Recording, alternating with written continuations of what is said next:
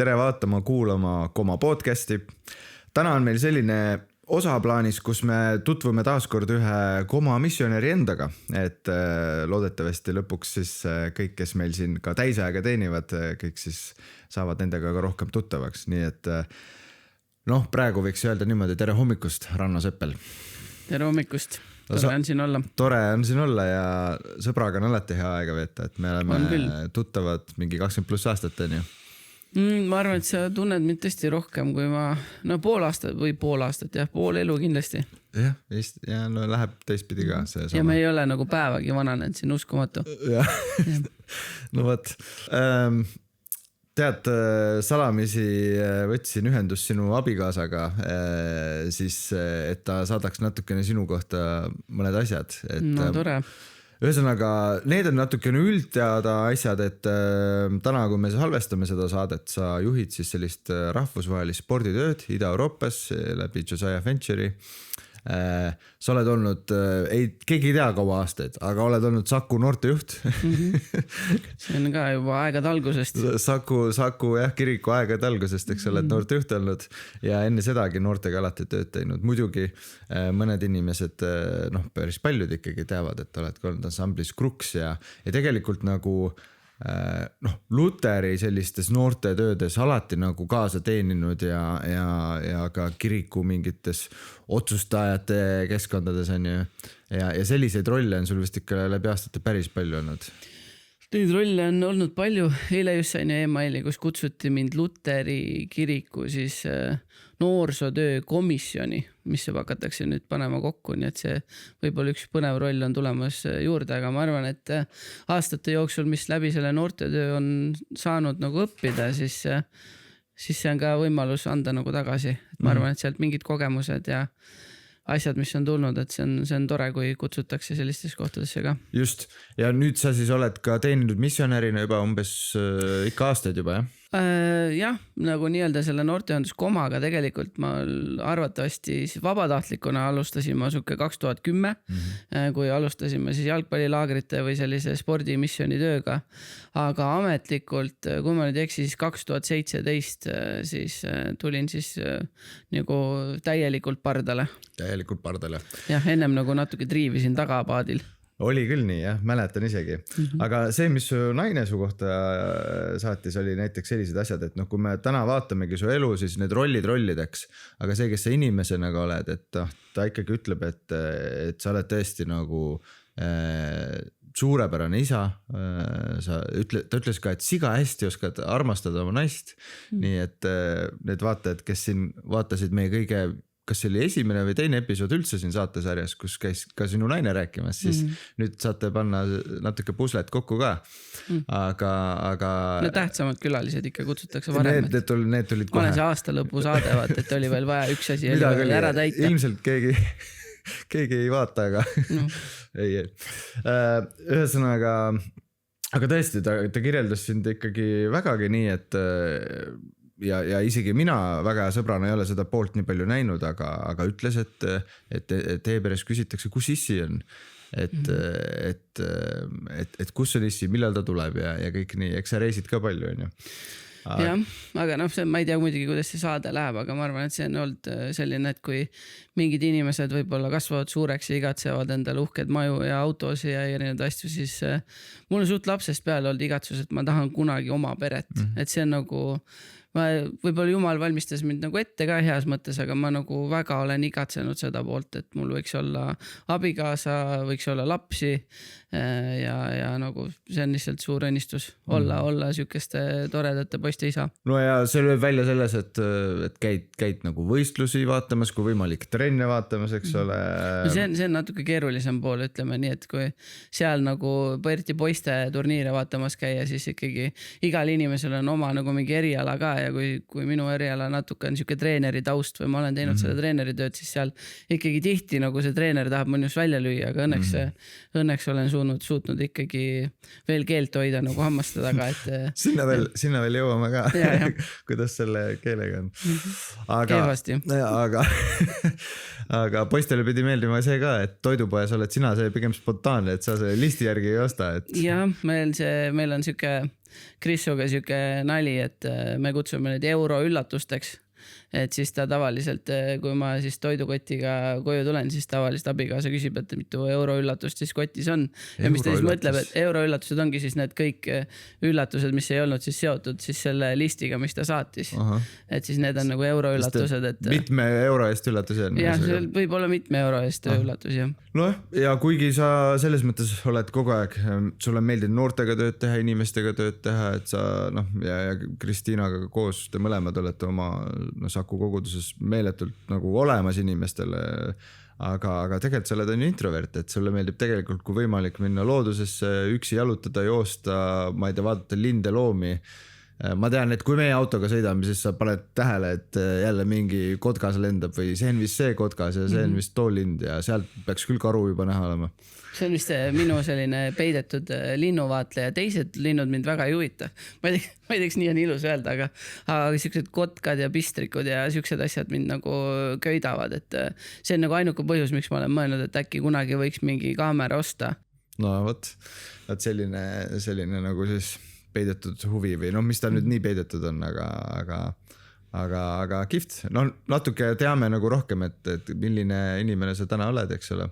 Et üsnagi selle kirjeldusega on raske vaielda, kui oma abikaasa saatis ka, eks ole. No ta mainis igasugused asju veel. Siuksed asju ei ole temaga või mitte temaga ei ole mõtet vaielda, aga nagu kunagi, kui mu hea sõber abiellus Kuldar, siis Kuldari ai andis head nõu, et või oli see Kuldari ai või keegi teine igal juhul ütles, et abiellus pead ühte asja ära õppima, et ütle, kui on mingid asjad, siis ütle jah kallis ja siis selle jah kallisega saab väga palju, saab nagu ära lahendada. Aga see, et sa täna nagu sellist elu elad, et sa oled Jumala kutsumises, missionäär läbi siis spordi põhiliselt, aga ka lihtsalt koguduses teenid ja super isa, perele pühendunud, kõik see ei justkui ei pruukinud üldse niimoodi minna, on ju. Et keriks siis äkki aastaid mingi tagasi vähemalt 25-30, et kasvasid üles sellises keskkonnas, kus tegelikult mingit nagu soosingut, et see võiks juhtuda, mis su eluga on täna juhtunud tänu Jumalale, see ei pruukinud üldse juhtuda, et räägi rohkem sellest lapsepõlvest seal Taebla kandis ja äkki kirjelda nagu oma lapsepõlve ja seda üleskasvatamist. Ütlesid õigesti, Taeblas olen üles kasvanud, see on siis 10-11 kilomeetrit Haapsalust Läänemaal. Väga ilus piirkond ja Läänemaa ka siis selle sporditööga on jäänud nagu südamesse, et kunagi läksime sinna, siis sai ka see alguse Läänemaal. Aga jah, ma kasvasin üles koos emaga ja vanaemaga. Kahjuks isa ei olnud siis meie perest osa. Mu ema jäi väga noorelt jäi rasedaks, ta oli 17. Kui mina sündisin, siis ta oli 18. Ja ma saan aru, et isa siis pidi minema, sellel ajal oli veel nagu nii-öelda siis Vene sõjaväkke. Ja eks ma neid kõiki detaile väga täpselt ei tea, aga ma tean, et siis midagi seal suhtes juhtus ja nii-öelda isa meie eludes ei ole. Nii et siis jah, nagu isata kasvamises, siis ma arvan, et võib-olla endal oli see soov ka teha asju kuidagi teistmoodi. Et ma ei tea, kas see oli nüüd siis nagu teadlik, et ma kuidagi pingutan rohkem isana, vaid sa nagu tundsid seda nagu vajakajäämist võib-olla oma elus ja siis tahtsid teha asju teistmoodi. Aga ma võiks küll öelda, et see isegi kui isa minu elus ei olnud, siis ma arvan, et mul oli ikkagi suhteliselt õnnelik lapsepõlv. Meil võib-olla peres ei olnud väga palju asju, aga ma mäletan, et minu päevad olidki see, et ma hommikul läksin välja, õhtul tulin koju, terve päev mängisid mingid palli, jooksid õues, et pigem ma mäletan, et ma olin rohkem nagu õues, kui ma olin nagu oli oma kodus. Aga jah, nii-öelda kasvamisel ma ei olnud kuidagi kristlik pere, ma ei olnud kuidagi kirikuga seotud. Et siis ma ei tea, kas see on võib öelda niimoodi siuke Harju keskmine Eesti pere, et meie mehed ja jaanipäev ja alkohol ja kõik olid nagu meie peres olid sellised rütmid olid olemas. Sa kasvasid siis ema ja vanaemaga põhiliselt, aga ja vanaemaga. Mingi hetk tuli ka kasuisa seal mängu? Mingi hetk tuli kasuisa, aga see oli hiljem jah. See oli siis, kui ma juba jõudsin siuke teismeliste noh, mis ma võisin olla, siuke 14-15, kui tema tuli, siis tema tuli rohkem pilti.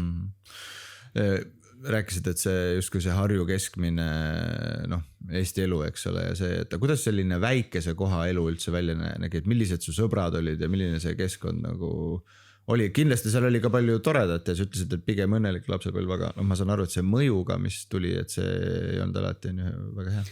Ei olnud, ma arvan, et see keegi kunagi kirjutas siukse loo nagu depressiivsed Eesti väikelinnad, aga ma arvan, et see kirjeldab päris hästi nagu seda elu, mis oligi, et nendes väikekohtades ega seal väga palju nagu ei toimu ja siis inimesed otsivad ise endale tegevust ja see tegevus alati ei ole viisakalt öeldes mõtestatud tegevus.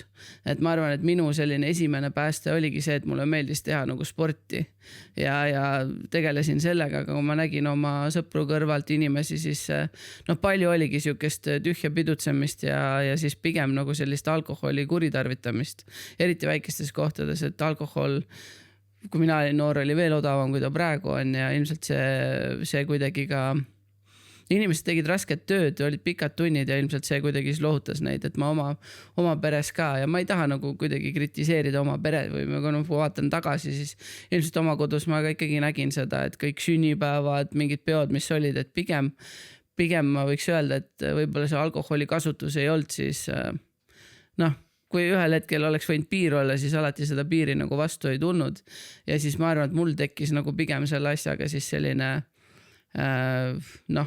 ütleme, kuidas ma siis ütlen, heas mõttes tekkis see, et ma ei taha siuke trots, ma ei taha siukest elu ja siis ma arvan, et sellepärast võib-olla ma ka siuke spordi tegemist panin veel rohkem nagu juurde selles, et siis kuidagi sellest maailmast olla hoopis teisel pool. Aga nii palju kui mina lihtsalt omavahel olen lugusid kuulnud, ma saan aru, et ikkagi keskkoolis selline nagu pahanduse põiss ikkagi olid, et ma ei tea, ma lihtsalt mäletan mingit lugu, et mingi etendus tuli ja enne seda olite klassivendadega vist võtnud ja no seal ütleme nii, et ma olin nagu siuke seda ütlesid mu õpetajad ja ütlesid kõik sõbrad ka, et ega ma suu peale nagu kukkunud ei ole, et see keel on mind pigem nagu, võib-olla mu teod mitte nii väga, aga mu see keelevärk on just nagu mind nagu pahandustesse viinud, et jah, seal tõesti oli selline mingi näidend, kus pidin peaosa täitma ja ilmselt see kontensioon, kui me seda tegime, ei olnud võib-olla kõige targem, aga see oli võib-olla mingid üksikuid hetki minu elus, kui ma olin nagu alkoholi tarvitanud. Aga jah, pigem minul on see, ma arvan, et ma ei teinud nii palju pahandusi, kui mul on niisugune hästi elav fantaasia ja see suukasutus on, et siis koolis sai küll mõnikord üks, kus me reaalselt oleks sõbraga koolist välja lennanud, sõber ka praegu Eestis ikkagi tuntud missionär Joel Reinaru, sorry Joel, kui räägin nüüd mingi saladuse välja, aga siis ühel hetkel meil oli vist ajalootund ja siis me mõtlesime, et on äge, et peidame nagu kõik õpetaja materjalid ära. Ja siis veel me ei peitnud õpetaja materjaligi veel ära ja siis peitsime materjalid ära ja siis mõtlesime, et paneme veel vinti juurde. Siis oli siuke nagu glitterliim oli ja siis selle glitterliimiga veel tõmbasime siis nagu nii-öelda selle siis ukse käelingi kokku ja õpetaja tuli sisse ja iga kord, kui ta siis ta oli gestikuleeris palju kätega ka ja iga kord, kui siis näitas, siis käed elendasid nagu. Aga ta ise ei saanud aru või? Ta ise ei saanud kohe aru, aga ja siis teine asi oligi, mis siis nagu kehvaks tõmbas, oli see, et tuli välja, et need materjalid, mis me ära veitsime, sellel päeval oli riiklik tasemetöö. Ja õpetaja loomulikult mõtles, et okei, see riiklik tasemetöö, et järelikult need õpilased, kes teevad tasemetööd, on järelikult võtnud materjalid ja nad on näinud seda, et sellest võib tulla suur pahandus. Aga ikkagi õnneks me kohe tunnistasime oma viga, ütlesime, et need on siin, meie panime ja ka sellest ikkagi siuke pahandus tuli, et see üks pahandusi ikkagi koolis juhtus pigem tihti, ka siis mingid aknaklaase, mis kas pallidest või lollustest katki läks, et ma arvan, et kasvasin ilma isata, siis ma arvan, et juba esimeses klassis ema, kuna isa ei olnud, siis ema pidi tulema 2 aknaraami parandama. Aga see küll oli, ma ei tea, kas kellelgi teisel on rahvatantsu õnnetus juhtunud, aga... Rahvatantsu õnnetus? No rahvatantsu õnnetus jah, et see juhtus siuke lugu, et ma ei teadnud hästi nagu, ei teadnud samme, mis ma pidin tegema ja siis ikkagi esimeses klassis veel tüdrukud on suuremad kui poisid, vaata, nad hakkavad varem kasvama. Ja siis klassiõde, kellega ma koos siis tantsisin, ega ta väga nagu rõõmus ei olnud selle üle ja siis nad 2 tüdrukut lükkasid mind ja siis ma panin käe ette, aga siis panin käega läbi 2 aknaklaasi. Aga siis ikkagi õpetaja ei suutnud uskuda, et tüdrukud lükkasid, et siis mina ikkagi sain selle enda kaela. ja selge. Mõni asi nagu otsis sind ise üles. Ei, otsis ise üles, et ütleme jah, ma ei ole palju nagu pahandusi teinud, aga ütleme nii, et mul juhtus palju asju. Ja. Okei, no selge. Ühesõnaga selline lapse ja nooruspõlv, kus tegelikult oli justkui see soov nagu eristuda, aga ega sa ju ei teadnud veel evangeeliumi, eks ole, et ma saan aru, et see sama Joel ei olnud veel väga palju võib-olla rääkinud tol hetkel veel, aga siis need asjad muutusid, et äkki lähekski sinna, et kuidas sa nagu Jumala juurde tulid ja Jeesuse leidsid? Et see oligi, Indrek on seda lugu, ma arvan, et Indrek võiks seda lugu rääkida sama hästi kui mina, ta on seda, ma arvan, et ikka 200 korda kuulnud, aga see on ka ühe lollusega seotud, et ma olin 15-aastane ja kuna me elasime väikses maakohas, siis alati sügise lõpus nagu nii-öelda, kui viiakse siis hein siis nii-öelda põldude pealt ära, mis siis loomadele söödaks läheb ja kui jäi midagi üle, siis pandi nagu pallidesse ja need pallid tõsteti üksteise otsa ja see oli nagu oli siuke kõrge hunnik, ütleme nii, et need oli mitmeid pandud üksteise otsa ja siis mina, Joel ja üks sõber veel mõtlesime, et ronime sinna otsa ja see oli tegelikult päris tihti me veetsime aega nende heinapallide otsas, vaatasime tähistaevast, rääkisime juttu, aga siis ühel päeval meil oli mingi mõte, et nagu ikka poistel, et ma ei tea, maadleme siin üleval. Ja siis maadlesime kuni selle hetkeni, kui ma avastasime, et neid heinapalle enam meie all ei olnudki. Ja mõlemad siis kukkusime sealt pea ees nende põhupallide otsast alla ja maapind juba oli nagu külmunud ja kukkusime otse nagu kaela peale ja täitsa nagu pildid olid taskus. Ja ma mäletan, kui ma tulin siis nagu nii-öelda meelemärkusele tulin tagasi, siis ma mäletan Joeli esimese sõnu, kui Joel ütles, et Jumal tänatud, et me elus oleme. Ja minu jaoks, see on nii eestlaste jaoks fraas, mida me ütleme ja see tuleb söögi alla, söögi peale. Aga see oli esimest korda, kui ma jalutasin sealt koju, ma hakkasin mõtlema, et kas need sõnad reaalselt tähendavad midagi. Sest ma olin oma elus nii palju jalgpalli mänginud, et isegi kui sa jalkaväljakul kukud väiksema kiirusega, ikkagi sul on mingid marrastusi, sul kuskilt oled katki. Läksin koju, reaalselt võtsin riided seljast ära, vaatasin, mul ei olnud mingeid vigastusi ja sellel ei olnud nagu mitte mingit nagu, see ei olnud nagu võimalik. Ja ma ei saanud sellest nagu aru, et ma teadsin, et oma elus ma olen palju kukkunud, aga loogiline, et kui ma kukun, siis midagi nagu juhtub ka. Ja peale seda nagu Joeliga ma käisin läbi ja Joeli perega käisin, et ilmselt selline kristlik maailmaruum nagu avaneski läbi Joeli pere, et tihti kui ma olin seal, siis Joeli vanemad pakkusid süüa, nad tegid söögipalve ja ma tihti sõin nendega koos, et seal see palvetamine, see oli nagu esimest korda ma nägin seda ja ma mäletan ühel lõunal me sõime seal koos ja siis ma vist sõin nagu kiiremini kui nemad ja ma lõpetasin ära ja siis ma mäletan, ma läksin teise tuppa söögitoa kõrvale ja ma nägin, et seal oli piibel laua peal. Ja see oli esimest korda, kui ma teadlikult, ma võin öelda, et ma nägin piiblit või otsin seda käes või tegin selle lahti. Ja ma ei teadnud, kas ma tohin seda lugeda, ei tohi lugeda, et kui ma teadsin, et piibel on püha raamat. Ja isegi kui ma ei olnud kristlane, siis ma teadsin, et mingi pühadus selles raamatus on, et ta ei ole nagu tavaline raamat. Ja ma seda nüüd ei mäleta, kas seal oli mingi järjehoidja vahel või ei olnud, siis kui ma tegin selle raamatu lahti, siis seal oli Psalm 23, mis räägib heast karjasest. Ja see on huvitav, see 4. salm, see räägib hirmust ja minu elus, sa mainisid ka suisa ja meil oli nagu ebaterveid rütme oli kodus, kus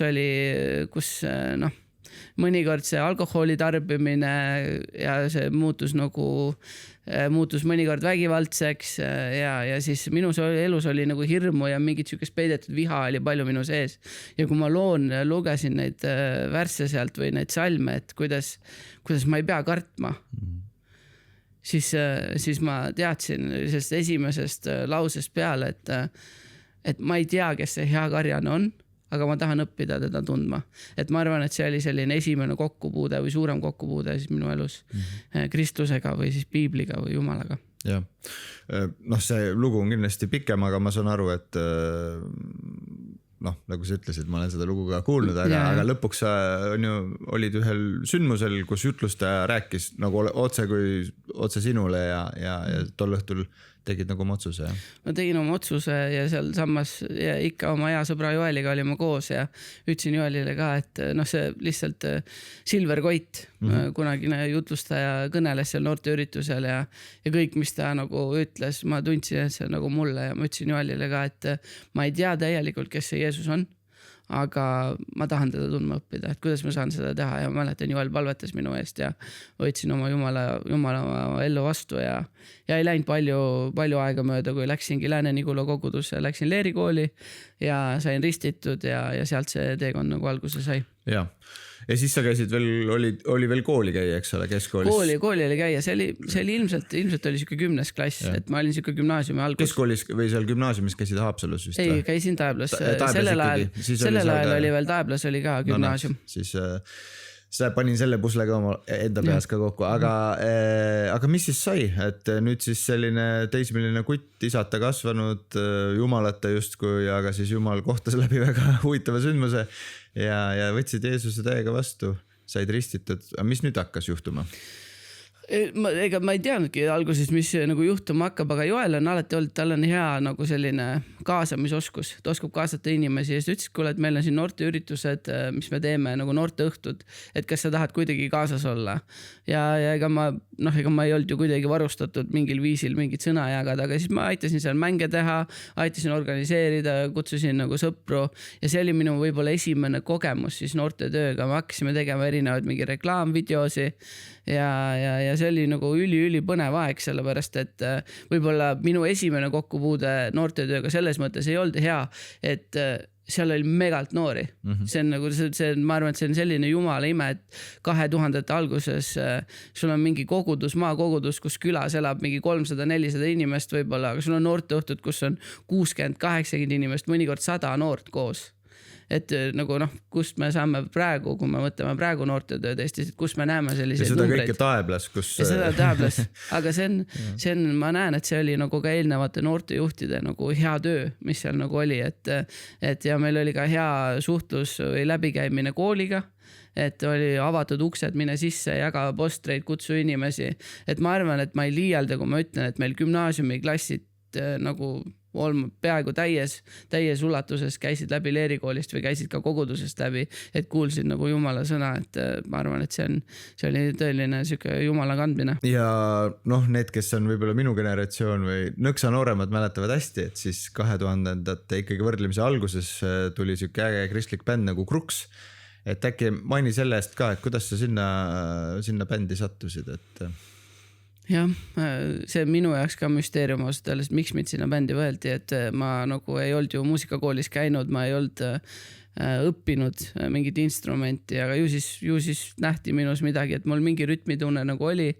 Ja siis üks asi, mis nagu minul on tekkinud, ma arvan, et kõik need emotsioonid, asjad, mis minus on olnud noorena, siis mulle meeldis panna neid riimidesse. Ma tundsin, see on see üks koht, kus ma saan ennast väljendada sellisel viisil, et kui ma olen introvertne, aga kui mul oli vaja nagu midagi endast välja röökida, et siis ma kirjutasin seda paberile, et need samad Cruxi lood, mis ma olen kirjutanud, mis ka esimestel plaatidel on, et need on siuke, ma arvan, et see on siuke 16-18 aastase nagu siuke karje, appikarje, natuke nagu Taavet, et sellepärast ma arvan, et mul see salmidega on nagu siuke connection. Aga see Cruxi aeg, ma arvan, et see oli lihtsalt see koht, kus ma vaimulikult kasvasin. See oli esimene koht, kus ma sain rääkida oma tunnistust, jagada oma elu ja samas kuulda ka, kuidas see muusika, need sõnad, mida Joel ja Danieli ema on kirjutanud, kuidas see nagu puudutas palju inimesi. Ja meil avanes tänu sellele palju uksi, kus me saime reisida erinevatesse riikidesse, jagada seal. Ja kui ma mõtlen sellele Cruxi ajale tagasi, siis ma arvan, et see oli lihtsalt aeg, kus Jumal kasutas lihtsalt meie noorsoo nagu uljust heas mõttes, et me olime valmis minema, jagama ja kuulutama seal siis, kuhu Jumal kutsus. Just, ja see kestis ikka päris palju aastaid, eks ole. Ma arvan, et see oli ikkagi 10+ aastat oli see periood äkki. Väga kihvt. ja nüüd noh, kõike ei jõuagi nii põhjalikult minna, aga noh, mingi hetk sa läksid Tartusse veel õppima ja siis maandusid Tallinnas. Mis siis nende aastate jooksul juhtus, juba oled nagu noormees ja okei, võib-olla peame sinna minema, et sa ikkagi läbi Kruksi kohtusid ka siis Kristinaga, jah? Ja see on ka läbi ühel Kruksi kontserdil, et tegelikult juba mitmetes kohtades, kui ma mäletan tegelikult Krissuga ma kohtasin esimest korda, kui keegi ei tea, siis Eestis on siuke küla nagu Pariisi küla. Ja siis seal Pariisi külas oli siuke kirikunoorte päevad ja siis see oligi vist kõige esimene kristlik üritus, kus ma läksin. Ja nagu siuke suurem üritus ja siis Krissu laulis Tallinna gospelkooris, mitte koolis. Ja siis ma lihtsalt nägin teda, et ta oli siuke kaunis noor tütarlaps ja ega sealt nagu rohkem mingit connectionit nagu väga ei tulnud, aga me hakkasime erinevatel kristlikel üritustel nägema ja noh, kuni selle hetkeni siis, kui ma sain aru, et Jumal on tema minu ellu nagu toonud, et siis hakkasime rohkem nagu suhtlema, et see tuli siis ka läbi Kruksi. Just. Ja lähme sinna veel tagasi, aga räägi sellest ka võib-olla siis, et need aastad Tartus, Tallinnas, et noh, sa õppisid on ju seda turismivärki ja kõike seda ja ilmselt sa otsisid oma teed. Kruksil oli ka üks tuntud laul Oma tee, et sa otsisid seda, eks selle tükk aega. Ma otsisin seda tükk aega, ma arvan, et see oli ikkagi nagu aastaid, kui ma palvetasin, et mis see siis päris minu roll nagu koguduses on. Ja see ei ole praegu kriitika nagu Luteri koguduste poole, aga pigem nagu võib-olla need asjad või rütmid, mis seal tehti. Seal oli kõva koorilaulu liikumine, aga ma ei olnud laulja. Et siis ma tundsin, et see ei ole nagu päris see, kus ma saan osa olla. Ma tegin nagu noortetööd, aga ma tundsin, et minus on nagu, et Jumal tahab kasutada meid rohkemaks, et mingi missionipõld on nagu veel. Ja ma mäletan, et siis ma olin juba aastaid palvetanud ja 2009 oli siis see aasta, kui Eesti koondis mängis Brasiilia koondisega, jalgpallikoondis. Me ei võitnud seda matši, et seda ilmselt see ei ole uudis kellegi jaoks, aga mul oli võimalus kohtuda siis Brasiilia abitreeneri Jorginhoga, kes on siis maailmameister, mänginud kõikides ägedates Euroopa klubides ja ma mõtlesin, et see on lihtsalt võib-olla selline suhtlus, kus me räägime jalgpallist, räägime spordist, aga tema pani selle mõtte nagu idanema, et miks mitte kasutada sporti, et jõuda inimesteni, kes veel Jumalat ei tunne. Ja see ei ole ju nii keeruline mõte ja ma ei tea, miks see tuluk ei olnud nagu varem põrema läinud, aga mina ja siis Kulder ja mõned veel, kes seal olid, siis ma mäletan, et peale seda kohtumist ma sain Kultsiga kokku ja ütlesin, et kuule, et peame nagu midagi tegema.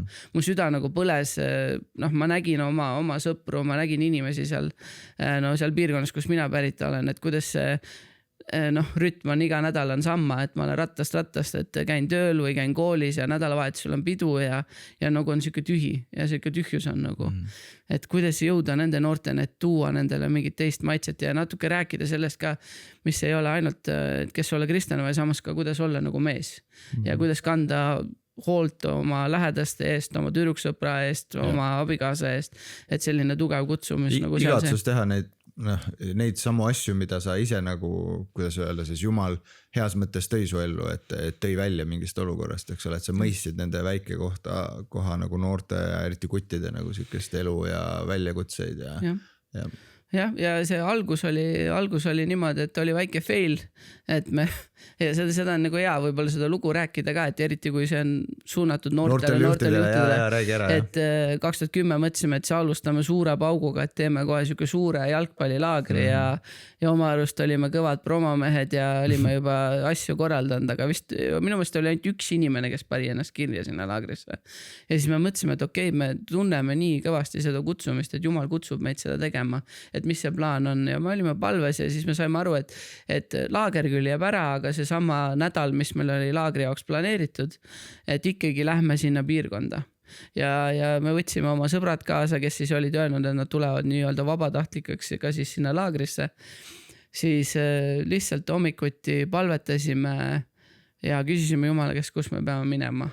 Ja siis ma võin öelda, et siis hakkasid need imed ka nagu juhtuma läbi selle töö, et olime kuskil väljakul kusagil külas, seal ei olnud kedagi, äkki läbi põõsast hakkas tulema sinna noori mehi. Me nägime ühel hommikul, kuidas nägime lihtsalt Jumal andis selle pildi, et me peame nagu kellegi jalgu pesema. Ja siis sellel õhtul juhtus hoopis see, et me mängisime siuksele tolmusel suvisel jalgpalliväljakul, me olime üleni nagu tolmused ja siis oli üks noor mees, kes ei tundnud Jumalat ja ta kutsus meid oma aiamaale ja mis juhtus oli, tema pesi hoopis meie jalad ära ja me saime siis jagada talle seda lugu, mis on piiblis, et kuidas Jeesus oma jüngrite jalgu peseb nagu ja Jumal hakkas nagu meid kasutama ja siis sealt siis see pall hakkas nagu veerema. Ja seesama tuuritamine oli kõik just nimelt Läänemaal, eks ole. See tuuritamine oli väga huvitav, et Jumal viis sinna justkui tagasi, kust ise oled nagu pärit. Ja siis kui me selle tuuritamisega lõpuks jõudsime Ristile, no mis on naljakas see nimi ja see kõik ju läheb nagu kokku ja ilmselt see on pikemas mõttes ka Jumala plaan nagu olnud, siis jõudsime sinna ja seal oli päris palju nagu noori poisse oli väljakul ja huvitav oli see, et nad kutsusid 11 vendadeks. Nad ei olnud vennad, aga nad kutsusid 11 vendadeks ja seal me nagu tundsime, kuidas üleloomulik rahu langes ka meie peale, kui me olime seal piirkonnas. Et seal ei olnud kordagi küsimust, et kas me peame sinna jääma, vaid me teadsime, see on see koht, kus me peame jääma, see on see koht, kus me peame alustama. Järgmisel aastal proovisime siis uuesti, tegime laagri ja seal ei olnud ka väga palju laagrilisi, aga sellest nii-öelda nendest kuttidest pooled olid need, kes andsid oma elu lõpuks Jumalale. Ja seda laagrit, mida sa nüüd mainisid, seda oli siis võimalus mul endal nagu nii-öelda olla tunnistajaks sellele, mis Jumal seal teeb ja tegelikult minu enda loos oli see laager hästi oluline, et Jumal mõnes mõttes kutsus mind tagasi oma plaani seal, aga see on teine lugu, aga eks me sellepärast ongi kihvt sõprust jagada ja seda missiooni kutset ka, et kui tagasi vaadata, siis kuidas nagu mingid rajad on olnud ja kuidas millalgi Jumal on midagi juhtinud, et see on olnud nagu olnud väga eriline.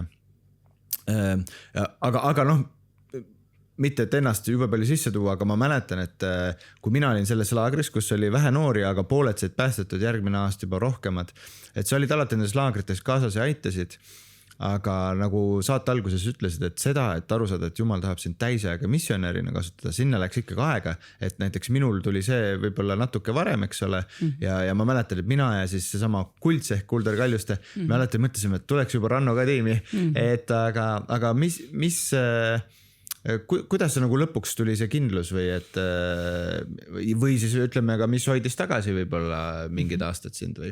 Need, kes tunnevad mind või ütlevad, võib-olla on niisugune mehine mees või nagu, aga ma arvan, ma ütlen ausalt, mul oli hirm mingil määral, et pühenduda täisajaga ja hirm nagu selle ees, et kas ma olen see õige, kas ma olen piisavalt varustatud, kas ma oskan seda teha. Et need kõik hirmud olid minu ees ka, et ma arvan, et siuke Joona lugu natukene, et põgenesin. Vaala küll kahjuks siin Läänemeres ei ole, aga võib-olla see räim või mingi asi muu sai mind kätte. Aga nagu minu loos, jah, see hirm mängis mingit nagu rolli, aga see konkreetne hetk, võib-olla ma vaatan nüüd tagasi, nüüd on nagu natuke targutada ka, on see, et eks Jumal nagu varustas mind ka tegema seda tööd, et mul on olnud erinevaid nagu ameteid, mis ma olen pidanud, ma olen olnud müügimees, ma ei tea, ehitanud uksi ja ma ei tea, mis asju ma kõike olen teinud, aga ühel hetkel nagu mul oli hea võimalus, et ma sain töötada jalgpallitreenerina ja päris pikka aega ma tunnen, et see aeg nagu varustas mind päris hästi tegema seda, mida ma siis praegu teen. Ja ma mäletan, see oligi 2017 suvi. Tegelikult juba, kui ma natuke kerin ajast tagasi, siis Märt Saar, meie hea ühine tuttav, siis oli tegelikult 2013 Märt siis kutsus mind esimest korda täisaega tööle ja see, ma arvan, et see hirm oli põhjus, miks ma ütlesin ei. Mul tegelikult ma kogesin seda kutset juba varem, aga siis 2017 siis ma korraldasin läbi Jalkaliidu, ma aitasin korraldada siis ühte jalgpallilaagrit, mis oli siis suunatud Eesti noortele ja samal ajal andsin siis seal trenni väljakul, noored jooksid, lõbutsesid. Olin keset seda Kotka staadionit, kus siis noortekoondised treenivad. Ja siis sellel hetkel kuulen, kuidas Jumal selgelt ütleb, et nüüd on kõik, et nüüd sa tuled täisajaga tööle. Et nüüd on see aeg nagu jätta maha ja läksin siis nii-öelda, ma töötasin Harju jalgpallikoolis Nüüdseks ajaks Harju on vist jalgpallimaastikul rohkem tuntud, sellepärast, et mängib ka Premium-liigas ja läksin siis Harju tegevjuhi juurde ja ütlesin, et ma ei teagi, kuidas ma ei oska seda muud moodi seletada, kui ma seletan sulle ausalt. Mulle väga meeldib treeneritöö, aga ma kogesin seda, et Jumal ütles mulle, et ta kutsud mind täisajaga nagu tegema seda tööd, mis ma teen. Või nüüd tegema seda, mis ma nüüd teen. Ja Kalmar viisakalt ütles, et ega ta ei osadki midagi öelda, et kui sul see tunne on ja kutsumus on, siis järelikult sa pead nagu minema ja ta lasi mul minna ja see siis nagu niimoodi alguse sai. Kuidas olnud on? Nüüd oled missionäri elu ikka elanud, et mis on nagu sellised suurimad õnnistused võib-olla ja mis on see väljakutsuv osa äkki, aga neist mõlemast? Kui see jalkatöö kunagi sai alguse ja ilmselt teab seda lugu ka, 100 kordi oleme rääkinud sellest, aga ma mäletan, et meil oli selline, et me alati tegime trenni, me sõime koos nende kuttidega ja siis me jäime ristile nagu ööbima. Ja ma mäletan, ühel korral me ööbisime, siis seal oli üks poiss ja tema siis, ma küsisin ühel õhtul tema käest, et kuidas tema suhe on Jumalaga. Ja tema ütles, et mina seda Jumala värki asja ei usu, et ma olen rohkem siuke kalamees ja mul võib kala püüda ja siis ma ütlesin, huvitav, et tead, et esimesed jüngrid, keda Jeesus kutsus, olid ka kalamehed on ja siis ta mingi päriselt või? Jah, ta oli küll.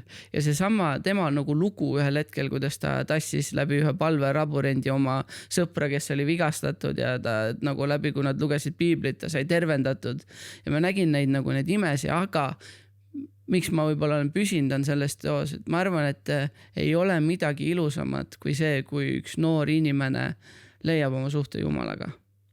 Et vahet ei ole, kui palju on neid raskuseid ja muid asju võib-olla selles noortetöös ja igasugu organiseerimist ja asju. Aga see hetk, kui keegi noor leiab suhte Jumalaga, see on nii ilus, et sa kas või järgmisest hommikust oled nõus alustama uue laagriga või uue aastaga või ükstapuha. Et ma arvan, et see on olnud see suurem rõõm, et näha neid elumuutusi. Ja see ei ole seotud nagu minuga, vaid see on see, mida Jumal on nagu teinud. Kuidas need noored on muutunud, kus noored mehed, kes ei tundnud Jumalat, nüüd tunnevad Jumalat, on abielus, neil on lapsed, nagu seda on lihtsalt äge näha, kuidas Jumal on murdnud võib-olla mitme generatsiooni ahelaid ja see muutus võib-olla on see, mille pärast ma olen püsinud selles töös, et see on kõige suurem rõõm ja võib-olla ma ütleks, et see kõige suurem raskus, aga ma arvan, et see raskus ongi lihtsalt see valu võib-olla Eesti rahva pärast. Okay. Et ma arvan, ma ikkagi tunnen seda, et ma ei tea, võib-olla see, kus me oleme liikumas, kus me läheme, siis mõnikord on raske võib-olla Jumala plaani kõiges selles nagu näha või vähemalt see, kuidas asjad siin organiseeritud on. Siis ma nagu tunnen, et läbi selle valu ma tunnen, et ma tahan veel rohkem pühenduda sellele missioonile ja minna nagu nendele noortele järgi, et näidata nendele teist viisi, kuidas elada. Kas, kui ma niimoodi küsin, et mida sa tunned, et sa oled võib-olla pidanud ära andma selle nimel, et järgneda nii 100 ikkagi Jeesuse kutsele? Ma ei tea, ma ei ole nagu kuidagi materiaalne inimene, ma ei ole kunagi nagu olnud, et ma arvan, et võib-olla treeneritöös ka kohe, kui ma tulin nagu Komasse, mulle tehti mingid pakkumisi, et võib-olla oleks kuskil parema palga peal või ma ei tea, aga raha ei ole meid kunagi õnnelikuks teinud ja ma arvan, et ma ei elaks nagu sellist täisväärtuslikku elu, et ma arvan, et ma ei ole pidanud paljudest asjadest loobuma, vaid pigem Jumal on andnud. On õnnistanud sellisel viisil, et ma ei tunne seda, et ma olen loobunud, vaid pigem ma tunnen, et Jumal on andnud rohkem. Ja nüüd siis oleme jõudnud võib-olla sinna tänapäeva, et üks asi, suur plokk, millest me palju ei rääkinud, aga kuna su kallis abikaasa käis juba siin saates, siis sellest saab kuulata seda Saku koguduse ja kirikulugu ka rohkem, et selles olete kaasas on ja Läänemaalt võib-olla oled nagu tulnud siis nüüd elad on ju Kohilas ja Sakus on kirik ja kõik see. Aga ühesõnaga see, kui seda nagu elu vaadata, siis ongi nagu mõnes mõttes nagu väga ilus, et ongi igas mõttes nii ilus, et saad olla isa, saad olla abikaasa, teenida kirikus ja üle-euroopaliselt siis nüüd aitad seda sporditööd ja mis nüüd ei käi ainult läbi jalgpalli, eks ole, et seda nagu juhtida. Võib-olla räägigi korra sellest rahvusvahelisest aspektist ka, et mida see roll sinu elus praegu tähendab? Minu peamine roll on ikkagi olla nagu, aidata seda tööd koordineerida, aidata leida vahendeid, kuidas seda tööd teha, aga pigem olla siis nende erinevate riikide jaoks nagu olemas, et hoida kätt pulsil, kuulda, mis on need rõõmud, mis on need mured, mis vajab nagu eespalvet ja ma tunnengi, et see on nagu selline, no jumala kutse on alati olnud nagu teha seda sporditööd, aga ma arvan, et jumala plaan on alati olnud suurem kui minu nagu teadmised ja oskused, et kus ta mind nagu viinud on. Et praegu ka, kui ma juhendan seda rahvusvahelist tööd, siis ma arvan, et jumalal on veel palju plaaniks. Nagu ma tean, mis mu rolli kirjeldus on, aga ma nagu natuke vaimupilmas praegu mõistan, et see, kus jumal nagu tahab seda tööd ka viia, on nagu, et kuidas tuua veel rohkem nagu sellist jüngrite tegemist sinna spordimaailma sisse, kuidas veel rohkem tuua jumala sõna sinna spordimaailmasse sisse ja läbi selle näha siis seda muutust ka siis nendes 11 riigis. Jah, kus on nii erinevad spordialad, eks ole. Mõned mängivad hoopis seal, eks ole, seda ma ei tea, mis see floorball siis ikkagi eesti keeles on, siuke maahoki või saalihoki. Maahoki või saalibändi või ma ei tea, kuidas seda kutsutakse. Ja või nagu, ma ei tea, kes käivad kuskil looduses seiklemas, et see on nii nagu kihvtilt erinev, aga see jüngerlus, mis viisil see siis ikkagi seal sporditöös peaks olema? Ütle seda ka ruttu. No see peaks olema siis see peamine. See on see, et miks me neid suhteid nende noortega loome, et need noored võiksid kogeda Jeesust sellisel viisil, mitte ainult taheta siis teada, kes ta on, vaid päriselt järgneda talle sellisel viisil, et rääkida seda rõõmusõnumit siis ka edasi teistele noortele ja oma eakaaslastele. Sest ma arvan, et see vili, mida me näeme, ongi, et see ei ole nagu mida meie teeme, aga kui need samad noored hakkavad rääkima, mida nemad jumalaga on kogenud, mida nemad on näinud või kuidas jumal neid on puudutanud, siis see kannab sellist vilja, mida me ei oska isegi ette näha ja ma usun, et see toob muutust ka siia Eestisse ja järgnevatele põlvkondadele. No ühesõnaga oluline on ka lihtsalt see, et me jagamegi lugusid oma elust, piiblist, Jeesusest ja lihtsalt oleme noortega ajakoos, eks ole. Siia saate lõppu, siis võib-olla tahaks selle ka välja tuua, et kasvasid küll nagu isata üles ja oli siuke keeruline suhe kasuisaga, aga ka seal nagu jumal tõi nagu teatavat lepitust, et ärme neid otsi lahti jätta. Ei, me ei jäta lahti. Ma arvan, et see on üks koht, kus ma pidin kristlasena palju nagu kasvama. Et ma ütlesin, et seal oli võib-olla sellist kodust suhtevägivalda, mitte küll otseselt minu suhtes, vaid mu ema suhtes oli palju. Ja ma mäletan, et mitmed kordi, kus ma sõitsin kodu poole vihasena, teadmata, milleks ma nagu valmis olen või mida tegema. Ja ma mäletan sellel hetkel veel siis minu tüdruksõber, praegune naine Kristiina tihti helistas mulle, ütles, et kuule, nagu rahune maha ja lihtsalt palvetame tema eest praegu. Ja seda oli nii raske teha. No ütlen ausalt, nii raske oli palvetada inimese eest, kes toob nagu, mitte häid rütme. Või ma ei tea, rütme, ma kasutan seda sõna liiga palju, aga mitte häid asju nagu peresse ja siis hakkasime palvetama ja sellel ma mäletan seda hetke, kui me abiellusime ja siis ikka on ju seal lõpus on see, et kui sa siis nii-öelda tänad oma vanemaid ja siis ma surusin talle ka siis käe pihku ja ma nägin, kuidas mingi pisar tuli tema silmist, ma nägin, et jumala vaim nagu puudutas teda ka ja mis on nagu juhtunudki siis, kui ma ütlesin, et me olime tüüpiline Eesti pere, siis tegelikult mu ema sai päästetud, tema sai päästetud nii-öelda ema nüüd töötab üldse koguduses, et see muutus nagu on tulnud ja minu jaoks on olnud nagu suur ime näha seda muutust, et meie jõulud, mis olid kunagi, ei ole praegu need jõulud, nagu me oleme koos kirikus, loeme evangeeliumi, see on üliäge nagu. Nii et see mingi alkoholi, see piiri, see ei ole üldse teema, mida peaks jälgima, et see pilt on lihtsalt nii tohutult muutunud. See pilt on muutunud, jah. Just. Okei, Ranno, ma tänan, et sa olid nagu valmis ka tälle koma siis podcasti kuulajatele, kes mitmed neist on ka noored juhid. Eks ma pidin kontorisse nagu nii tulema. Niikuinii oli vaja tulla, et meil on pärast miitingud. Aga võib-olla mõned noored juhid said nagu sellist uudisimu veel, äkki tulevad nüüd veel sinu juurde, küsivad veel täpsemalt neid lugusid, et igal juhul, sest et ega need ei ole lihtsalt sinu lood, need on jagamiseks, et Jumal on midagi läbi su elu teinud ja me olemegi siis täna kuulnud, kuidas Jumal kutsub mõnes mõttes inimesi oma teenimistööle, aga samal ajal ta muudab läbi selle elusi ja muudab paljude elusid ja toob ka keegi, kes oli ise isatu, on nüüd isaks ja isaks ka vaimulikus mõttes nii paljudele, et ma arvan, et see oligi võib-olla sellise tänase jutuajamise siuke nagu see ilus asi, mida tuua välja, mida Jumal on teinud. Nii et aitäh, et sa tulid, on ju. Ja tänud kutsumast ja ja jälle miitingule siis. Õnnistusi edaspidiseks ja. Just, õnnistusi siis kõigile, kes siis jälgivad ka meid, et aitäh, et teete seda, jagage ikkagi oma podcasti sõpradele ka kuulamiseks, vaatamiseks, et need lood on mõeldud, et teid ka üles ehitada. Nii et näeme järgmistes osades. Tšau.